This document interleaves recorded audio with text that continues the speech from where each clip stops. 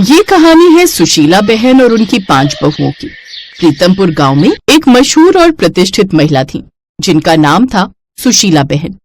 उनके 5 बेटे थे और सभी बेटों की शादी हो चुकी थी।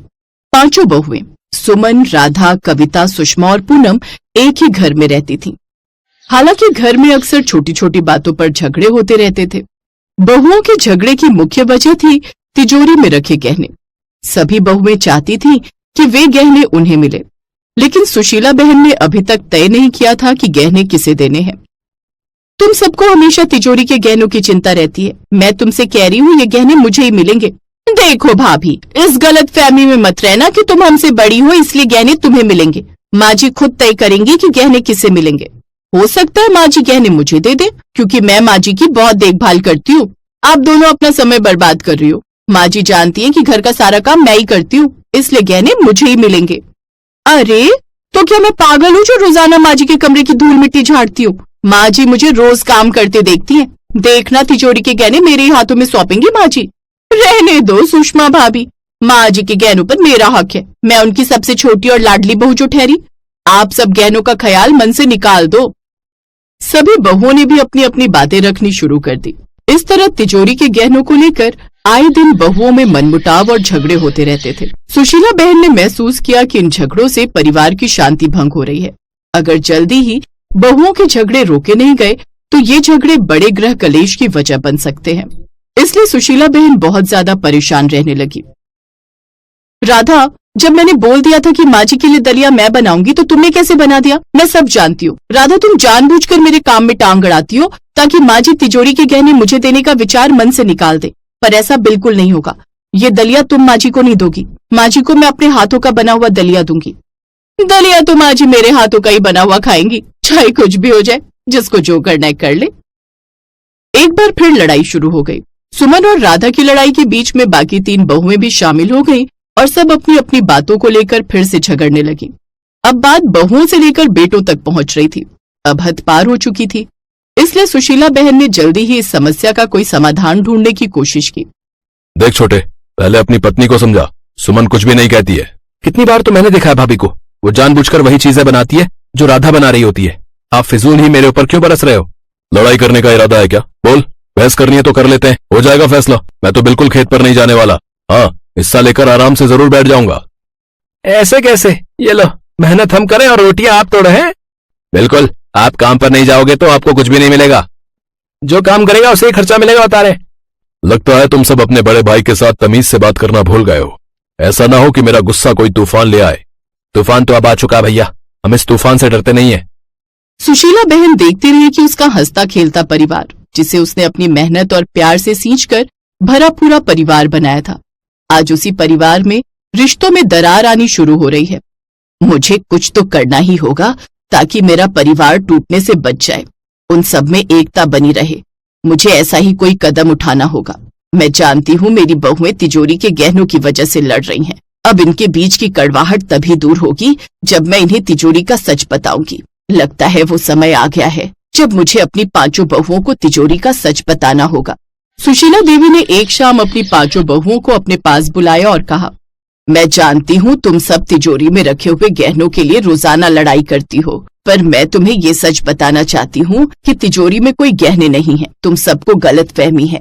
मेरे पास जो कुछ भी है वो सब तुम्हारे सामने है। अगर तुम सबको मुझ पर विश्वास नहीं तो ये लो, ये रही तिजोरी की चाबी, तुम उसे खोलकर देख सकती हो। सुमन जैसे ही हाथ में तिजोरी की चाबी लेने लगती है, 5 भाई आ जाते हैं। सुमन, माँ सच कह रही है। तिजोरी में सचमुच कोई गहने नहीं है। अगर होते तो सबसे पहले मैं तुम्हें बताता। तिजोरी खोलने का कोई फायदा नहीं। सुमन चाबी वापस अपनी सास को लौटा देती है। जब तिजोरी में कुछ है ही नहीं तो उसे खोलकर देखने से क्या फायदा? 5 बहुएं मुंह लटकाकर अपने अपने काम में लग गई। अब जब उनके पास लड़ने की कोई वजह ही नहीं थी तो उन्होंने आपस में कानाफूसी शुरू कर दी। उसी रात गांव में तूफान और तेज बारिश ने दस्तक दे दी, और ऐसी बारिश जो रुकने का नाम ही नहीं ले रही थी। इसी वजह से गांव के बहुत से गरीब घरों में चूल्हा तक नहीं जला। सुशीला देवी का परिवार गांव के संपन्न परिवारों में से एक था। सुशीला देवी ने जब गांव के गरीब किसानों के परिवारों को भूख से व्याकुल देखा तो उनसे रहा नहीं गया। सुशीला बहन, घर में चूल्हा नहीं जल रहा। बारिश की वजह से सारे पेड़ गीले हो गए, जिनकी वजह से लकड़ियां गीली हैं और चूल्हा जलाना बहुत मुश्किल है। मेरे जैसे बहुत से गरीब मजदूरों के घर कितने दिन से चूल्हा नहीं जला। बच्चे भी पेट की बीमारी से जूझ रहे हैं। सब्जियां और फसल सारी खराब हो गई। मैं समझ सकती हूँ भीखू, चिंता मत करो। अगर कच्चा अनाज और सब्जियां तुम सबके काम नहीं आ सकते तो हम तुम्हें पका हुआ हल्का और पौष्टिक खाना देने की कोशिश करेंगे। पर समझ नहीं आ रहा कि ऐसा क्या है जो गांव के सभी लोगों के लिए पोषक तत्वों से भरा हो। सुशीला देवी कुछ देर सोचने लगी। तभी उनके दिमाग में एक विचार आया, क्यों ना हम खिचड़ी बनाकर तैयार करें। खिचड़ी पौष्टिक होने के साथ साथ सेहत के लिए भी अच्छी है। हम अगले कुछ दिनों तक अगर गांव में खिचड़ी बनाकर बांटे तो कैसा रहेगा। इससे सबका पेट भी भरेगा और दाल और चावल से शरीर में पोषक तत्वों की मात्रा भी पूरी हो जाएगी, क्योंकि बारिश और बाढ़ की वजह से अगले कुछ दिनों तक सब्जियां तो अच्छी मिलने से रही। हाँ माँ, दाल और चावल की तो हमारे यहाँ कमी नहीं है, भंडार घर में रखा हुआ है। तो ठीक है, फिर मैं ये काम पांचों बहुओं को पकड़ा देती हूँ। सुमन बहू, एक काम करो, तुम सब मिलकर खिचड़ी तैयार करो, ढेर सारी खिचड़ी जो हम गांव में हर घर में बांटेंगे। अगले कुछ दिनों तक जब तक बारिश नहीं रुकती, तरह तरह की खिचड़ी बनाकर ही गांव में उस हर घर में बांटी जाएगी जहां खाना बनाने की दिक्कत है, ताकि सबका पेट भी भर जाए और उन्हें पेट की कोई बीमारी भी ना हो। गांव वालों को हल्का भोजन प्राप्त होता रहे। ठीक है माँ जी, जैसा आपने कहा है वैसा ही होगा। चलो हम सब खिचड़ी बनाने की तैयारी करते हैं। सुशीला देवी देखती हैं कि उसकी बहुओं के मन में तिजोरी के गहनों की बात को लेकर कोई मनमुटाव नहीं था। उसकी पांचों बहुएं एक साथ मिलकर खूब मेहनत से तरह तरह के दाल चावल मिलाकर खिचड़ी तैयार कर रही हैं और वो खिचड़ी गांव में उन सभी घरों में बांटी गई जिनके घर में बच्चे भूख से बिलख रहे थे और काफी दिनों से चूल्हा नहीं जला था। जब गांव के उन घरों में खिचड़ी पहुंचाई गई तो सबके चेहरे पर खुशी की लहर दौड़ गई। खिचड़ी भी थोड़ी नहीं, बहुत सी मात्रा में।